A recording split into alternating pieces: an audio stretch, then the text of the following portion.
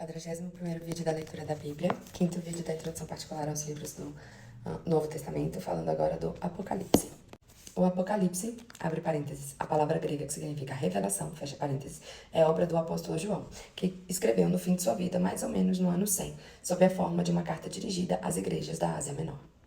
Esse livro é considerado pela maioria dos leitores como o mais difícil de compreender e o mais misterioso de toda a Bíblia. Ele é, com efeito, bastante enigmático, mas sua interpretação pode tornar-se mais clara se levar em conta, de um lado, o gênero literário usado pelo autor e, de outro, a circunstância em que a obra foi escrita.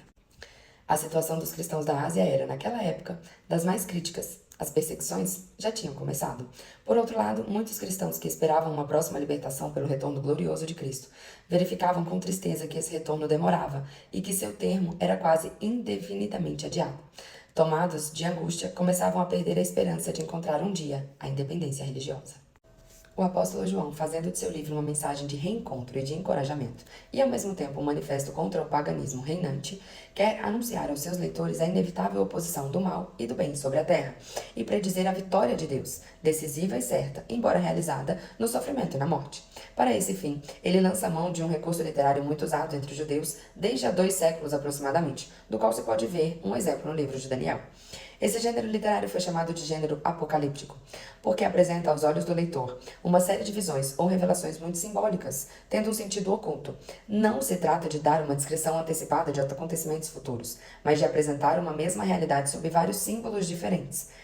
Essas visões se supõem outorgadas a um personagem que, dessa maneira, recebe comunicação das intenções divinas sobre os destinos do mundo.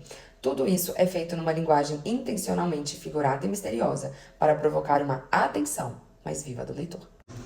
Sua leitura será menos desconcertante se desde o começo for indicado o simbolismo de várias dessas imagens empregadas. Por exemplo, o cordeiro simboliza Cristo, a mulher, a igreja cristã. O dragão, as forças hostis ao reino de Deus, representa as 2 feras no capítulo 13.